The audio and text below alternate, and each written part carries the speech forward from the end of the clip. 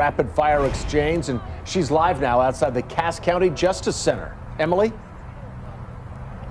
Brad, just about 15 minutes ago, Yust's defense began their closing arguments. And before that, the state began their closing arguments, reminding jurors that they heard from 6 different witnesses that testified that Kylr Yust confessed to them.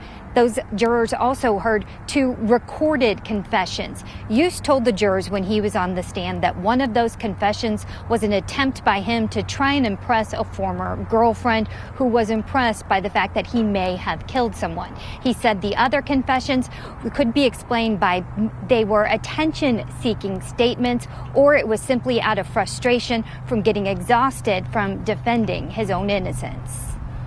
Kylr Yust told jurors he was with Kara Kopetsky on the day she disappeared, May 4th, 2007.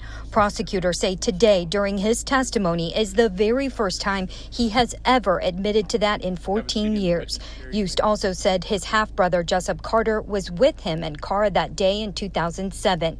Yust then said he heard Carter's voice when he was drunk the night Yust was last seen with Jessica Runyons on September 8th, 2016. You must be the most unlucky guy in the world. You know why? Why's that? You've had 2 girlfriends that have gone missing, and the last person they were seen with is you?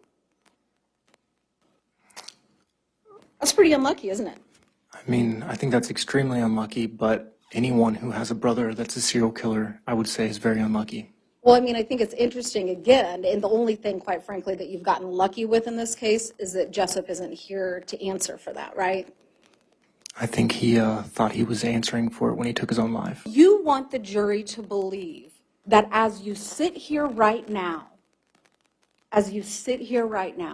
that the man that is dead is the one that's responsible for this, Kylr?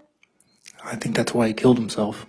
It's really convenient. Jessup Carter cannot defend himself against Yust's statements. Carter took his own life in jail in 2018 after he was charged and accused of setting his uncle's house on fire. And now, jurors previously saw a lot of photos of Kylr Yust's injuries, and he got on the stand to try and explain those injuries to jurors, and he said he didn't have those burns from setting Jessica Runyon's vehicle on fire. He told jurors instead he was being a, quote, dummy and using a lighter to set a burn barrel on fire, and that is how he got those burn injuries. And the state said yet another coincidence. We'll have much more coming up on